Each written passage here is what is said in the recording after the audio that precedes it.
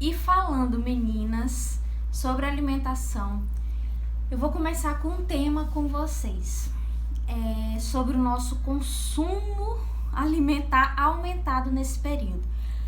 Vocês já ouviram aquela frase assim, quando ela tá de TPM, ela parece uma capivara raivosa atrás de comida? Porque eu já ouvi.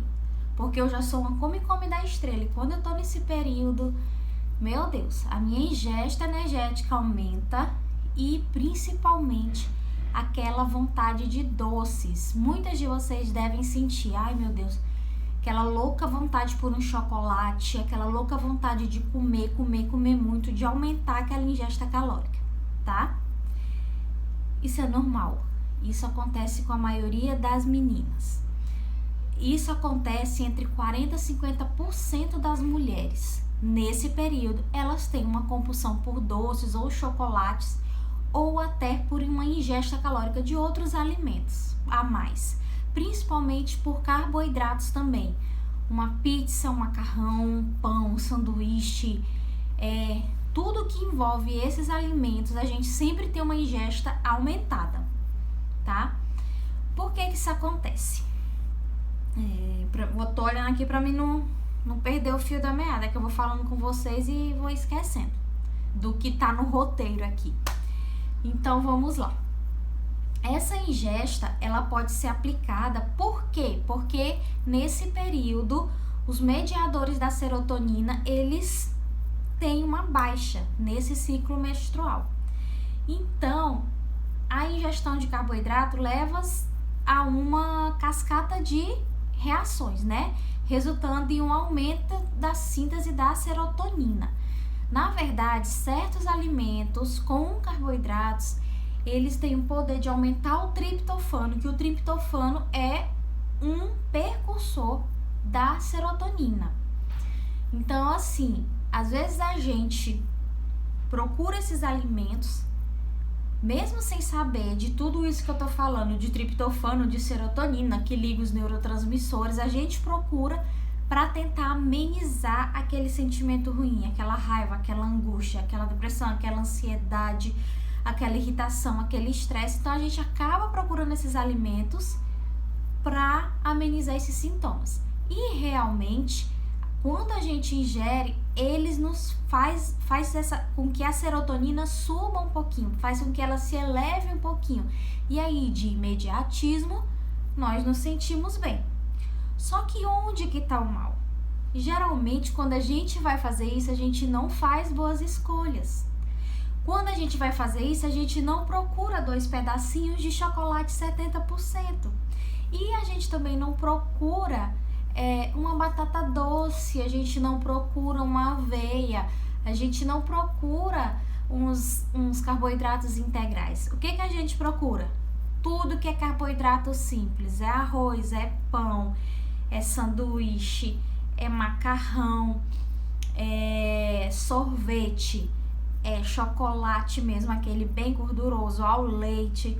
Então, assim, tudo que a gente procura são esses carboidratos maiores.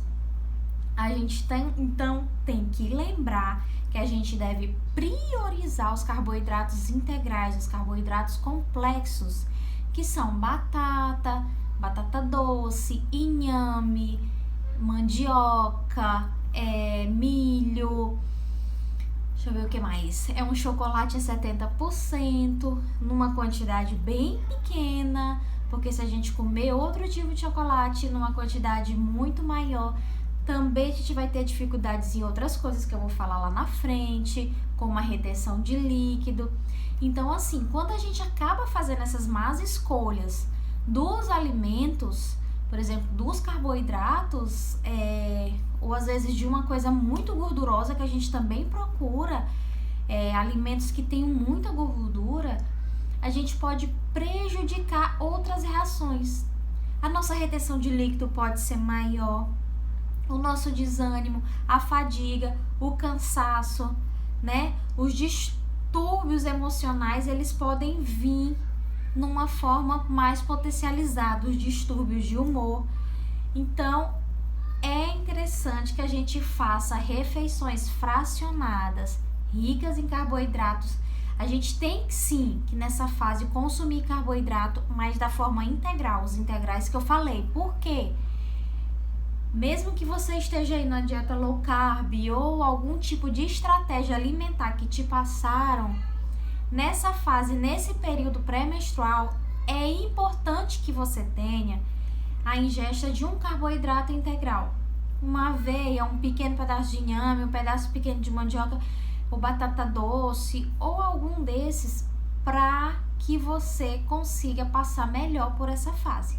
Se você tem uma quantidade de carboidrato integral adequada, fracionada, de preferência, café da manhã com carboidrato integral e mais uma proteína associada, deixa eu dar um exemplo para vocês. No café da manhã, a gente pode comer uma panquequinha de aveia com banana.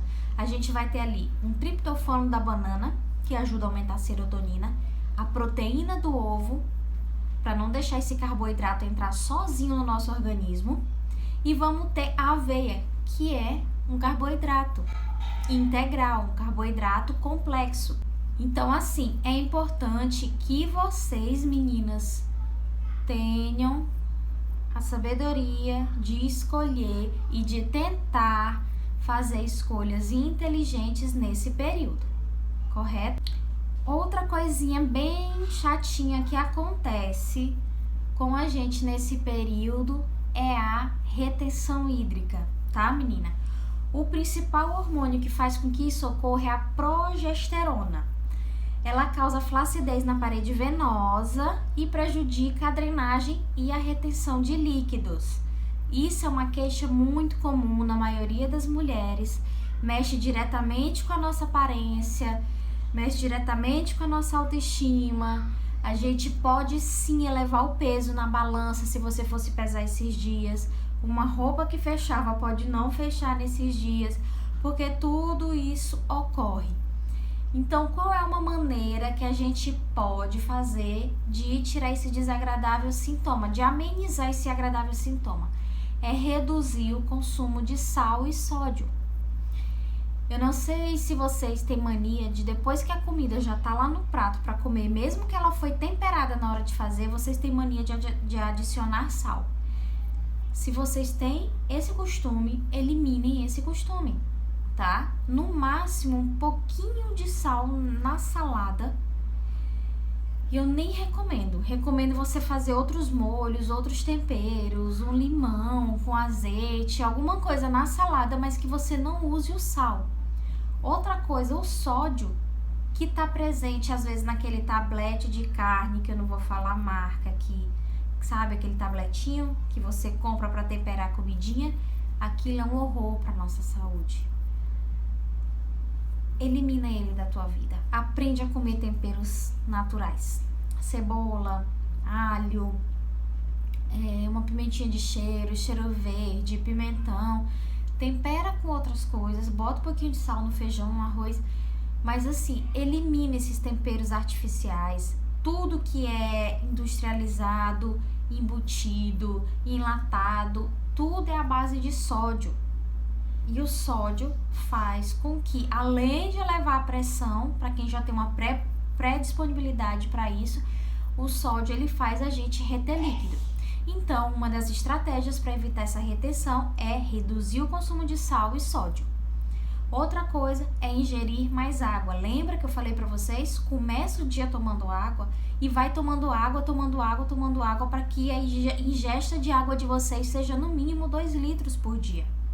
Vai contando os copinhos. Eu, por exemplo, quando eu chego no trabalho, quando eu acordo, eu já acordo com eu durmo com o meu copo térmico do lado da cama. Esse copo térmico ele tem 500 ml. Então, quando eu acordo, eu já tomo ele todinho. Antes de chegar no banheiro, já vou levantando da cama e tomando ele, abro a porta do quarto, já vou tomando ele, deixo ele na cozinha já seco. Antes de pegar a estrada, eu tomo mais um pouquinho de água. Chego no trabalho, eu tenho lá outro copão de 500 ml. Então, eu encho 2 a 3 copos daquele pela manhã e mais uns 2 à tarde. E quando chego em casa à noite, água, e antes de dormir, 1 a 2 copos de água. E assim eu vou tendo a minha ingesta de água, certo? Outra coisa é fazer o uso dos chás diuréticos. Eu passei uma receitinha de chá para vocês e eu vou passar outras receitinhas de chá diuréticos para vocês, para ajudar a eliminar esses fluidos nesse período.